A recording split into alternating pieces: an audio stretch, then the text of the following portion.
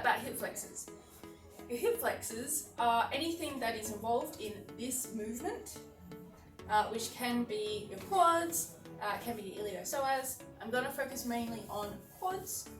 Some things might target both, but the most important thing to remember is that you've got 4 quads. That's why it's called quad. So doing the same stretch over and over again might be great for one of them, but you kind of need to mix up what you're doing a little bit to target different areas of the muscle. So I'm going to give you a bunch of different stretches today that you can do for, all sorts of stuff. Make sure you vary it up. If you don't like something, don't do it. You can always mix it up a little bit and get creative with how you do it. First stretch I've got for you today is perfect for while you're at your standing desk.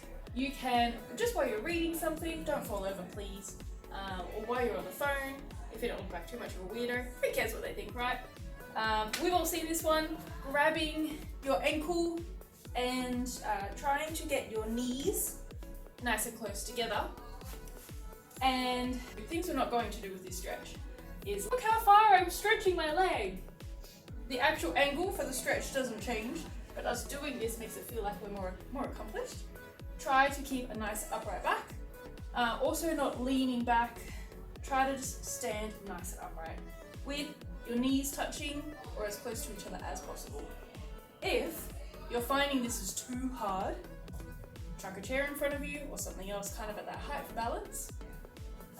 You can also grab a strap and chuck it around your ankle so that you can hold the strap if your foot can't reach your hand. If it's a little bit too hard, a bit too tricky.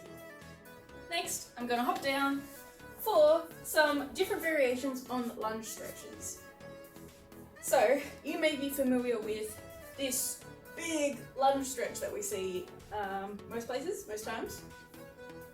This one is great. Have a play around with this while you're watching. This one is great for certain areas of the quads. When you're doing this, the aim is to get your hips to kind of drive diagonally down towards the ground. You're not trying to take off across the start line in a race or anything like that. You're just trying to drive those hips diagonally down.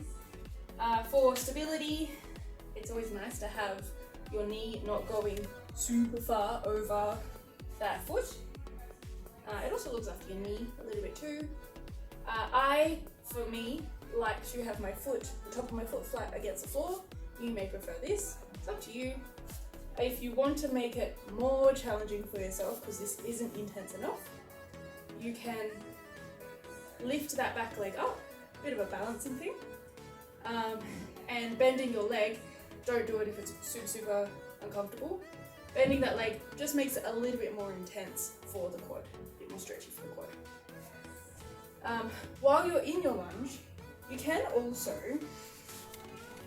put your legs at 90 degrees, and instead of lunging, like stretching your hips with your quad, you're going to change the angle of your hip. So this one, the hips are kind of tilting diagonally forward, and then in this one, you want to try to just tilt your hips posteriorly. See where you feel that one instead. Looks really subtle, looks like I'm hardly even stretching anything, right? It's a pretty good stretch. When doing this one, you don't want to fall backwards. It's not in the back. You don't want to jam your lower back. It's really just, I don't know if you can see the difference in the hip of me letting go of that stretch. Just turning the clock on the hips. If those ones are intense for you, I recommend stopping there. I've got some nice, hectic, fun ones after this. Next, I'd like to introduce you to my friends Blaster and Jackknife Blaster. Start with a regular blaster first. So, you're in your stretch. I'm going to change sides because I'm sick of stretching that side. You're in your stretch. What it's going to look like, different variations of what it could look like, is hopping into that lunge stretch, but your hands can either be on the floor. This one you'll feel in that back leg in the quads, also in the front groin. You can then also, if that's not feeling quite right, mix it up a little bit. Lean on a chair, lean on something else if you can't quite reach the ground, or the ground, or there's a chair in my way. so that your elbows are on the ground. So just to show you from the other side.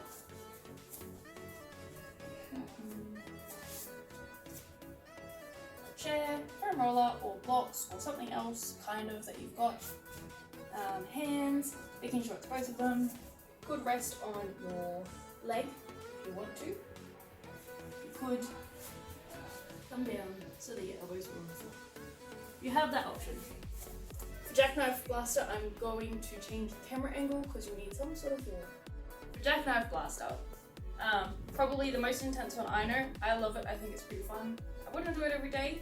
I will do this at home with the wall or a fridge, or even the couch is kind of the perfect height for my ankle. Highly recommend having a cushion or two or three. And you want to chuck that right in the base where the corner of the wall and the mat meet, or the wall meet. And then you're going to slowly back up to the wall. Chuck your knee in that corner, squish it right in the corner. It feels like it should be way out here for protection, to make it, safer, but if you've got it against that wall, it's not going anywhere. And then from here, you can get, for options, you can have the chair to help prop that front leg up in front of you. If that's piece of cake, right? It's pretty intense, so if it's not a piece of cake, don't blame yourself. You can chuck your hands down on the mat in front of you.